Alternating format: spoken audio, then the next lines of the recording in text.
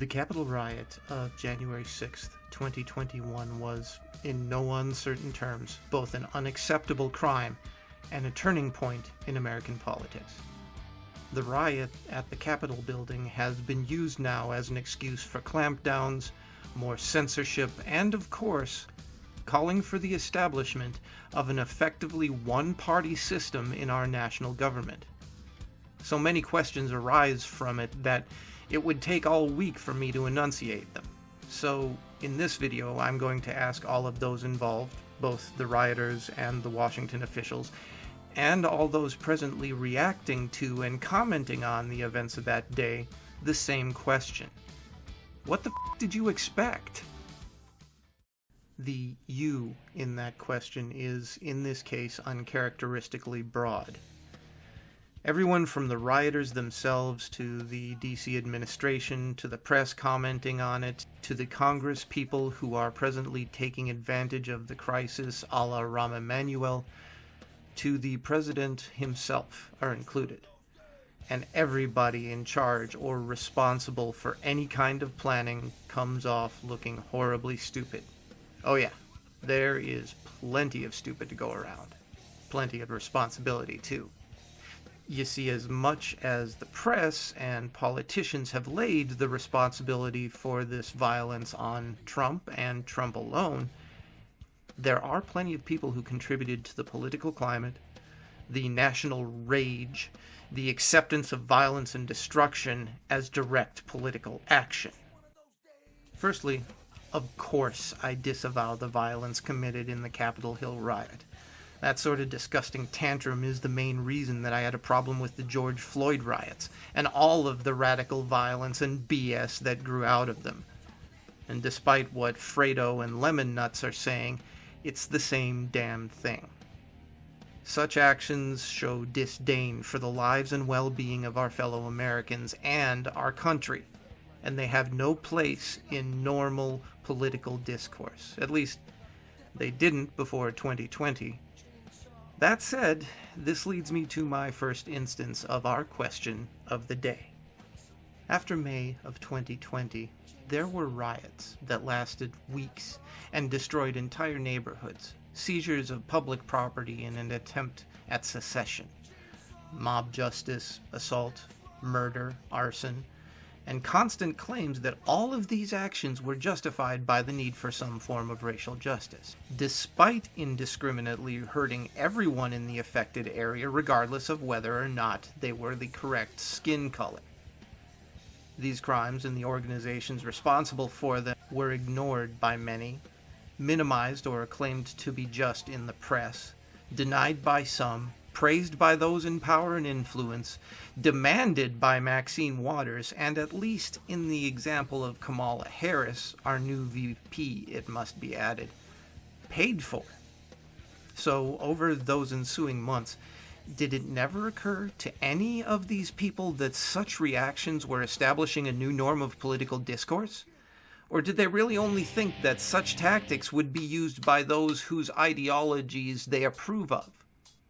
What the fuck did you think would happen? To the mayoral administration and the local authorities of Washington, D.C., why was there not more security for the area around the Capitol building? You knew that these people would be there, and you've seen that violence is becoming the new fashion for so-called protests and rallies. Police were present and doing their job admirably right up to the point that a woman was shot and killed. But your officers were not reinforced in any practical way. You knew that the cops were going to have to deal with and be outnumbered by angry protesters that would likely turn violent. Why not beef up the police presence? Were the DC police operating in conjunction with Capitol Security and the Secret Service? If not, why not? Or is the mayor of DC so eager to vilify law enforcement that dealing with them is just not an option?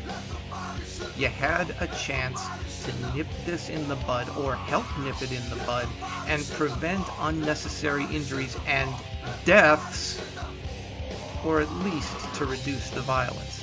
Why didn't you? What the fuck did you think would happen? To our self-proclaimed betters in the press, When you spend 6 or 7 months talking up protesters who are looting and rioting, decrying those who question or disavow them, and giving your audience the "oh, please" attitude, this aside from when you're calling them racists, bigots, and fascists, did you ever consider that such praise and lionization of these actions might be taken as incitement by those who want to act out their own anger? I only ask since that's what you're accusing Trump of. In a time when the political, demographic, and identitarian divides in this country are already dangerously out of control, why are you continuing to contribute to the malice behind such division? What did you think would happen?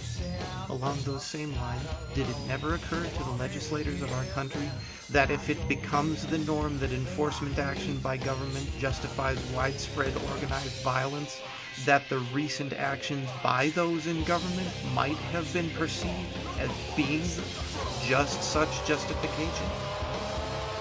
Calls for punishment and prosecution of Trump supporters, calls for blood, statements of intent to defund or disband police or official policies that do just that, official adoption of ideologies that establish the majority of the country's population as a malicious enemy, refusal to prosecute for crimes or immediate release of the criminals for public health reasons, demands that people self-isolate to the point of destruction of their entire lives and intentions to continue just such actions, ignoring these procedures when it comes to yourselves and promising relief for citizens, then delaying it for 7 months while using just such claims to waste billions of taxpayer dollars outside the country. All of these things have been steadily causing more and more rage in your population. For the politicians on the Hill, being some of the proudest supporters or originators of just such action, did you really think that none of this would come back at you? What the did you think would happen? For the rioters, on the other hand, the same question applies. During the entire duration of Trump's presidency, the Democrat Party, the press, our entertainment industry, big tech companies, and all sorts of individuals all over the country have been decrying Trump as a fascist dictator who was itching to destroy the government and take over the country as his own. Didn't it occur to you that they'd leap at any excuse to claim that they were right and use it to remove any roadblocks to their own power? Did you intend to hand them the opportunity to create their vaunted one-party system ruling over a monoculture? Because now they have it, and you gave it to them. This insurrection, as they're calling it, is all they needed to claim that the coup is in and remove any dissenters as traitors. Yeah, I know that sounds hyperbolic coming from a nobody like me, but go ahead, take a look around. Everyone from kooks on Twitter to Twitter itself to the press to large companies are demanding that everyone who's ever supported Trump be considered and treated as guilty of treason. Then there's the actual Democrat politicians. Nancy Pelosi demanding that the president be denied every aspect of his office until Inauguration Day, up to and including the codes for release of nuclear weapons. And of course, there's the impeachment.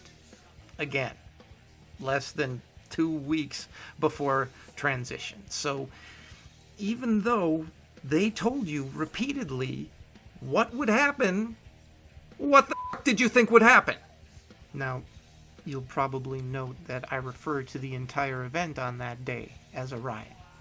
Well, that's because that's how people will see it. You showed up. You signed your name to the event. And participants in that event rioted. That's going to be what people remember. How could you not know that? How could you think that these actions were any better than last summer's riots when you do it? Did you think that you'd not be declared domestic terrorists when that's what you've been called for years?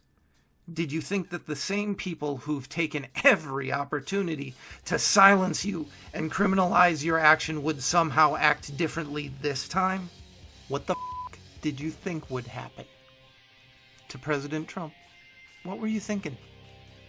I understand wanting to trust people who agree with you or follow you, but if you take a bunch of folks who are angry and sick to death of being vilified at every turn and then set them up in a big crowd within spitting distance of the folks they blame for talking them down, the folks who are planning on making their beliefs illegal, the people who want our government to punish them for holding certain values, what the did you think would happen?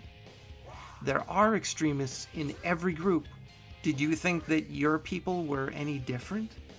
And lastly, to those politicians, tech and business folks now acting in pursuance of authoritarian means of control, how does removing methods of discourse help anything?